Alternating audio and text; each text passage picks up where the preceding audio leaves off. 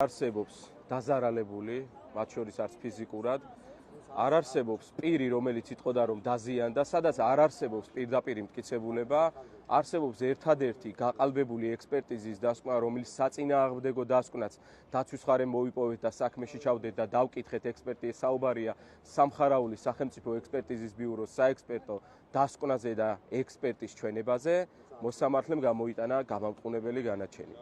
მოსამართლემ სანამ გამოაცხადებდა განაჩენს, სცადა ფაქტობრივად რაღაც კუთხით რაღაც გავლენა მოეხდინა, წინასწარ თითქოს მოემზადებინა დარბაზი, რატომ მიიღო ეს გადაწყვეტილება, რატომ ღებულობდა ამ გადაწყვეტილებას, თითქოს აღნიშნა რომ საქმე იყო მეტად რთული, თითქოს აღნიშნა რომ გაანალიზა ძალიან ბევრი დაცვის მხარის მიერ დასმული საკითხი, თუმცა სამწუხაროდ აღნიშნა ის, რასაც ამდენი ხანი, ამდენი თვეა ველოდით, გამოიტანა გამამტყუნებელი განაჩენი, ჩემთვის წარმოუდგენელია მოსამართლე რას დაეყრდნო, აქ ერთადერთი გზა რის საფუძველზეც მოსამართლეს მიმაჩნია რომ გამამტყუნებელი განაჩენი უნდა გამოიტანა იყო გაყალბებული ექსპერტიზის დასკვნა. სხვა მოსამართლეს ფაქტობრივად ხელში არაფერი არ აქვს და სხვა ექსპერტიზის დასკვნით და ეს ექსპერტიზა არ არის კერძო ბიურო, რომელიმე სახელმწიფო ექსპერტიზის ბიუროს დასკვნა არსებობს საქმეში, სამხარაულის, სადაც დასტურდება რომ პირი რომელზეც ბრალდების ხარი ამბობს რომ არის ანზორ კვარაცხელია, საერთოდ ის კადრი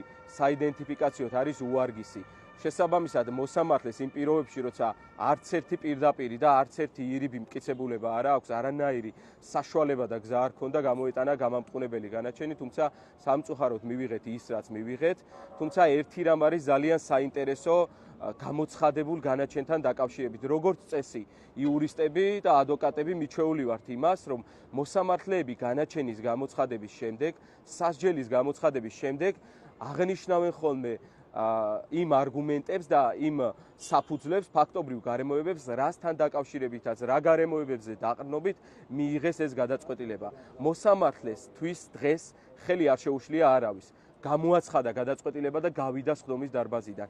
არც კი სცადა დარბაზისთვის, საზოგადოებისთვის და მინიმუმ მხარეებისთვის განემარტა, რა გარემოებებზე დაყრდნობით მიიღო გამამტყუნებელი განაჩენი და რატომ მიიღო ეს გადაწყვეტილება.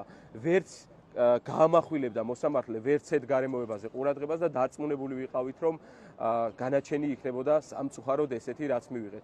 ბუნებრივია ჩვენ ჩავიბარებთ გადაწყვეტილების დასაბუთებულ ნაწილს და რა თქმა უნდა, არისთან შეთანხმებით გავასაჩივრებთ სააპელაციო სასამართლოში. მადლობა.